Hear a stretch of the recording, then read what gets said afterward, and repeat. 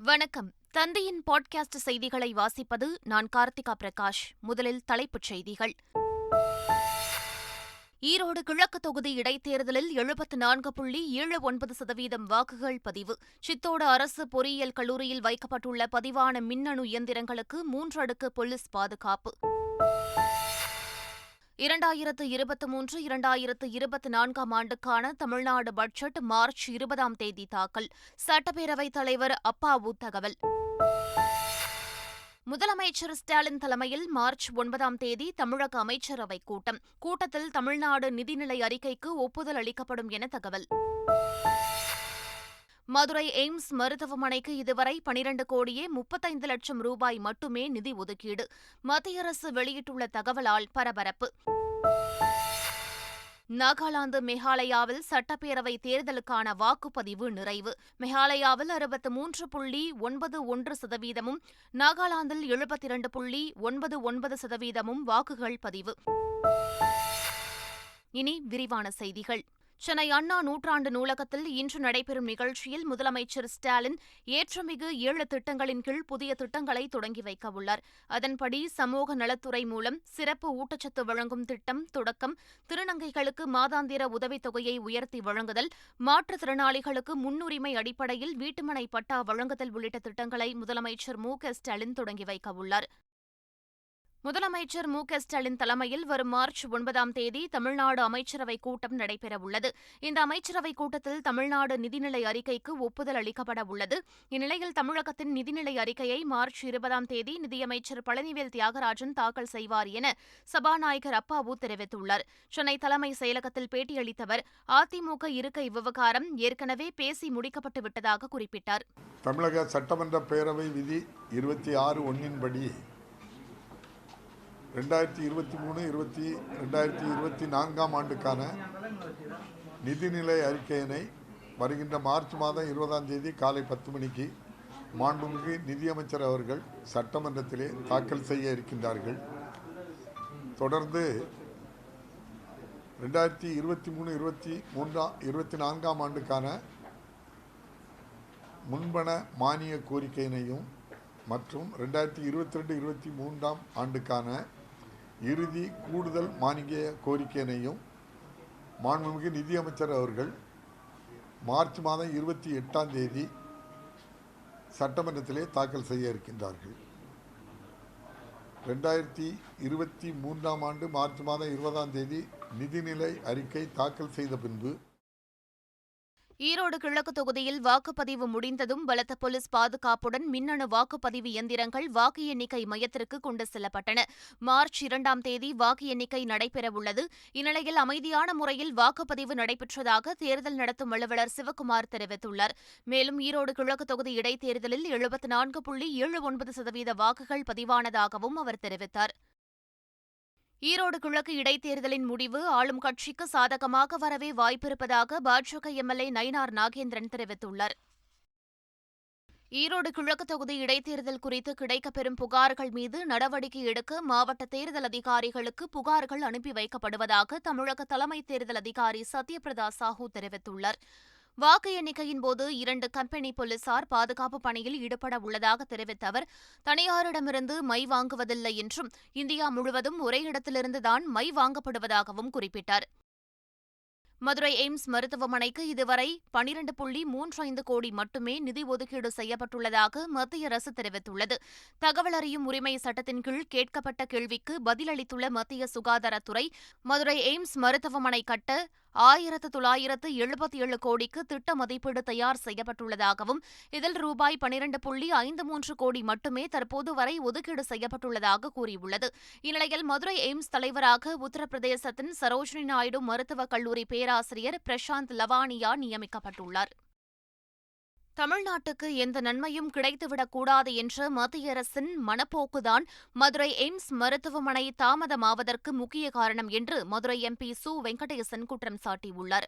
ஒன்றிய அரசு துவக்கிய அனைத்து எய்ம்ஸுக்கும் ஒன்றிய அரசு நிதியே கொடுக்கப்பட்டு துவக்கப்பட்டு முடிக்கப்பட்டிருக்கிறது. தமிழ்நாட்டினுடைய எய்ம்ஸ், மதுரை எய்ம்ஸுக்கு மட்டும் கடன் வாங்குவது என்ற மோசமான முடிவை மோடி அரசு எடுத்தது. அந்த முடிவினுடைய தொடர்ச்சியாக எவ்வளவு இழுத்தடிக்க முடியுமோ அவ்வளவு இழுத்தடிப்பு செய்கிறது.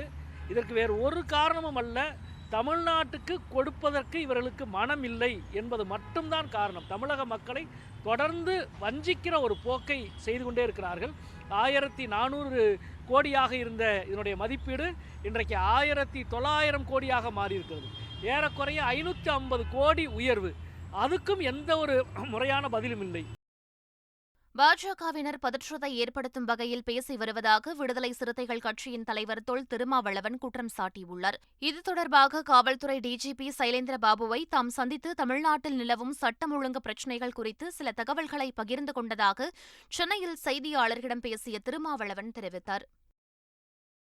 தமிழ்நாட்டு பெண்களின் பிரச்சினைகளுக்கு தாம் குரல் கொடுக்கப் போவதாக நடிகை குஷ்பு தெரிவித்துள்ளார்.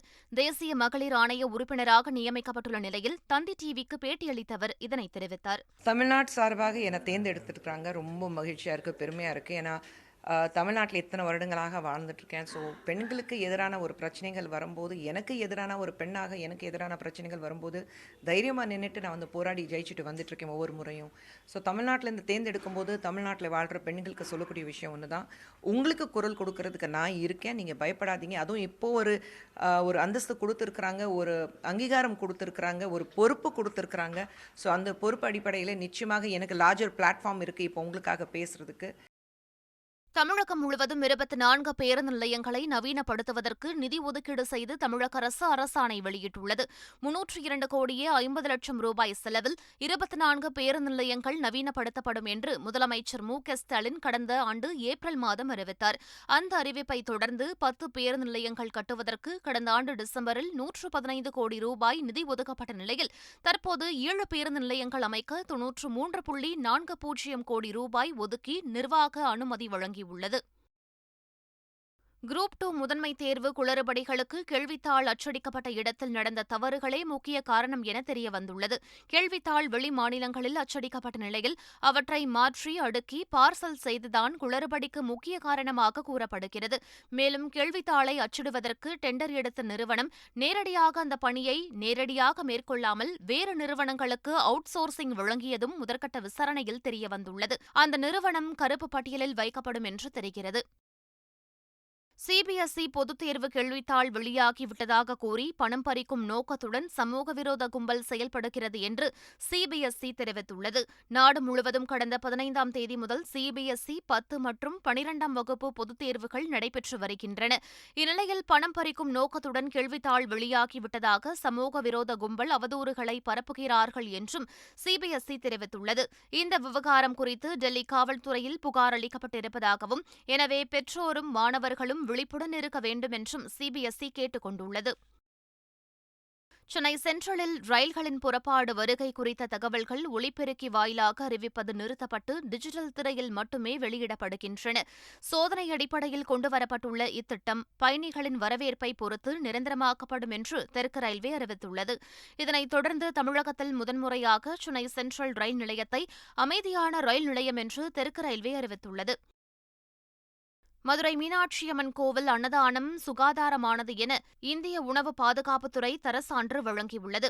இந்திய அரசின் உணவு பாதுகாப்புத்துறையால் நியமிக்கப்பட்ட உணவர் என்ற உணவு ஆய்வு நிறுவனம், தமிழக உணவு பாதுகாப்புத்துறை மற்றும் இந்து சமய அறநிலையத்துறை ஆகியவை இணைந்து மதுரை மீனாட்சியம்மன் கோவிலின் சமையல் கூடம் குறித்தும் அங்கு வழங்கப்படும் அன்னதான உணவுகளின் தரம் குறித்தும் ஆய்வு செய்தன.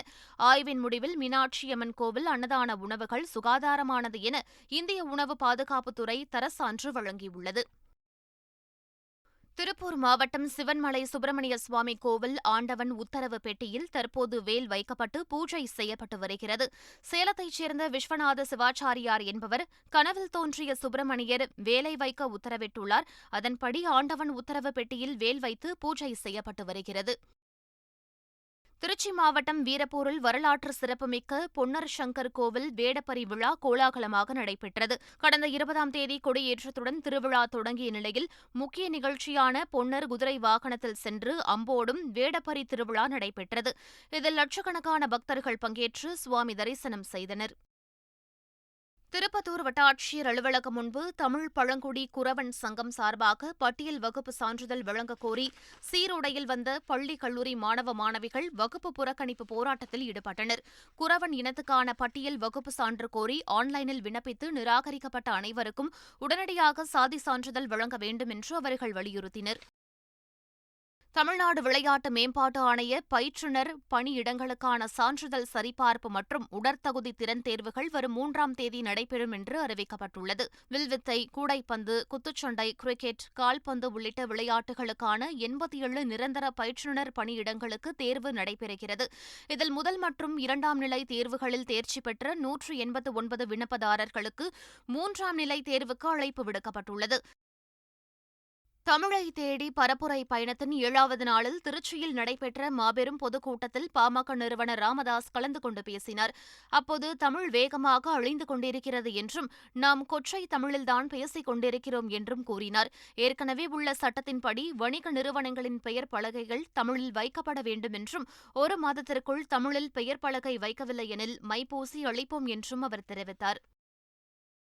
சூரியனை ஆராயக்கூடிய ஆதித்யா L1 செயற்கைக்கோள் திட்டப்பணியில் இஸ்ரோ தீவிரமாக ஈடுபட்டுள்ளதாக தெரிவித்த இஸ்ரோவின் முன்னாள் தலைவர் சிவன், குலசேகரப்பட்டினம் ராக்கெட் ஏவுதளத்தால் இளைஞர்களுக்கு அதிக வேலைவாய்ப்பு கிடைக்க வாய்ப்பிருப்பதாகவும் தெரிவித்துள்ளார். பெரம்பூர் நகைக்கடையில் 9 கிலோ தங்கம் கொள்ளையடிக்கப்பட்ட சம்பவத்தில் கொள்ளையர்களின் புகைப்படங்களை போலீசார் வெளியிட்டுள்ளனர். கர்நாடக கொள்ளையர்கள் போல இருப்பதால் அனைத்து மாநில போலீசாரிடமும் சென்னை தனிப்படை போலீசார் உதவியை நாடியுள்ளனர். துருக்கி மற்றும் சிரியா பூகம்பத்தால் பாதிக்கப்பட்ட மக்களுக்கு கள்ளக்குறிச்சியைச் சேர்ந்த அரசு பள்ளி மாணவர்கள் சேர்ந்து நிதி வசூல் செய்து கொடுத்துள்ள சம்பவம் நிகழ்ச்சியை ஏற்படுத்தியுள்ளது. சின்ன மணியந்தல் கிராமத்தில் உள்ள அரசு தொடக்கப் பள்ளியைச் சேர்ந்த 50க்கும் மேற்பட்ட பள்ளி மாணவ மாணவிகள் வீதி வீதியாக சென்று உண்டியல் மூலம் நிவாரண நிதியை வசூலித்துள்ளனர். அத்துடன் அவர்கள் தனியாக சேமித்து வைத்த பணத்தையும் சேர்த்து மொத்தம் 10,000 ரூபாயை பூகம்பத்தால் பாதிக்கப்பட்ட மக்களுக்காக மாவட்ட ஆட்சியரிடம் வழங்கியுள்ளனர். கர்நாடகாவின் சிவமோகாவில் கட்டப்பட்டுள்ள விமான நிலையத்தை பிரதமர் நரேந்திர மோடி தொடங்கி வைத்தார். 450 கோடி ரூபாய் செலவில் கட்டப்பட்டுள்ள சிவமோகா விமான நிலையத்தின் பயணிகள் அரங்கம் தாமரை வடிவில் வடிவமைக்கப்பட்டுள்ளது. மணிக்கு 300 பயணிகள் வரை இதை பயன்படுத்த முடியும். கர்நாடகாவில் 2 புதிய ரயில்வே திட்டங்களுக்கும் பிரதமர் நரேந்திர மோடி அடிக்கல் நாட்டியுள்ளார். மேலும் 215 கோடி ரூபாய் செலவில் பல்வேறு நெடுஞ்சாலை திட்டங்களையும் பிரதமர் தொடங்கி வைத்துள்ளார்.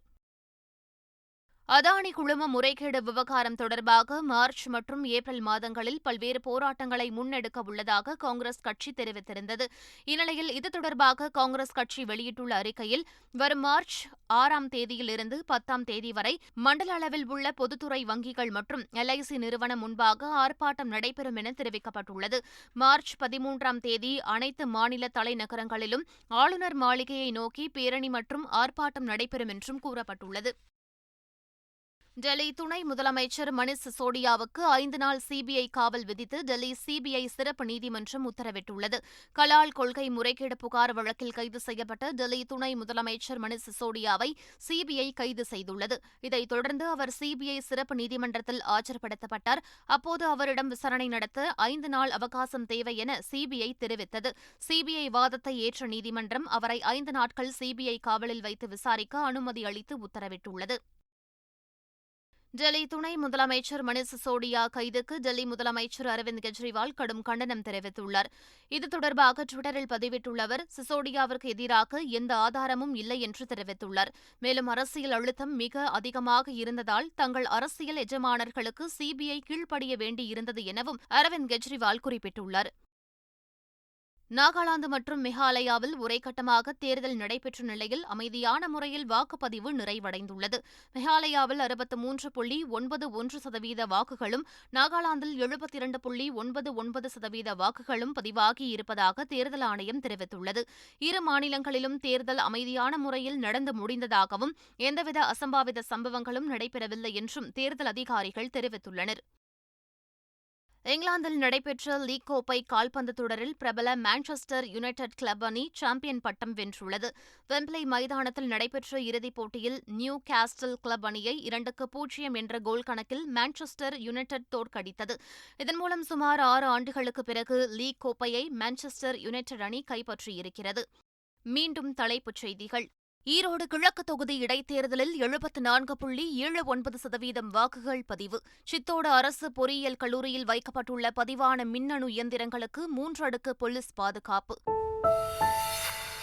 2023-2024 ஆண்டுக்கான தமிழ்நாடு பட்ஜெட் மார்ச் 20ஆம் தேதி தாக்கல்.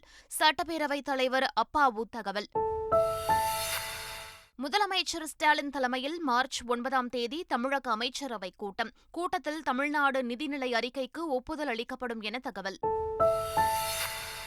மதுரை எய்ம்ஸ் மருத்துவமனைக்கு இதுவரை 12,35,00,000 ரூபாய் மட்டுமே நிதி ஒதுக்கீடு. மத்திய அரசு வெளியிட்டுள்ள தகவலால் பரபரப்பு.